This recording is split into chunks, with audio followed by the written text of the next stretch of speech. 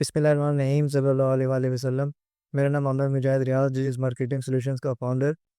دیکھیں، on line field میں بہت سکوپ ہے، آن لائن فیلڈ سے لوگ بہت اچھا ارن کر رہے ہیں، لیکن میں ان لوگوں کی ضرور کمپلین مانوں گا جو لوگ کہتے ہیں جی آن لائن فیلڈ میں کام نہیں ہے یا اچھا کام نہیں ملتا۔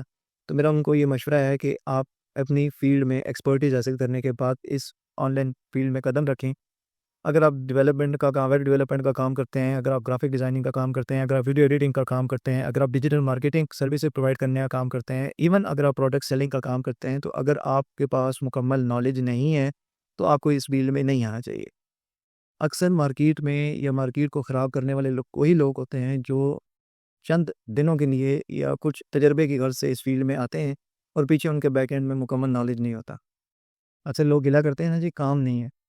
ہمارا یہ گلا ہے as a digital marketing expert, اتنا کام ہے لیکن رائٹ پرسنز اویلیبل نہیں ہے۔ کام بہت ہے، مارکیٹ الحمدللہ ای کامرس پاکستان میں تیزی سے گرو کر رہا ہے۔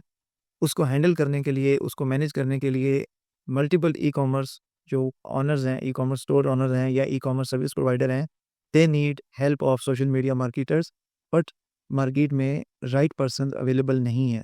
تو آپ اگر اس فیلڈ سے ارن کرنا چاہتے ہیں تو اس فیلڈ کے اندر مکمل ایکسپرٹیز حاصل کریں۔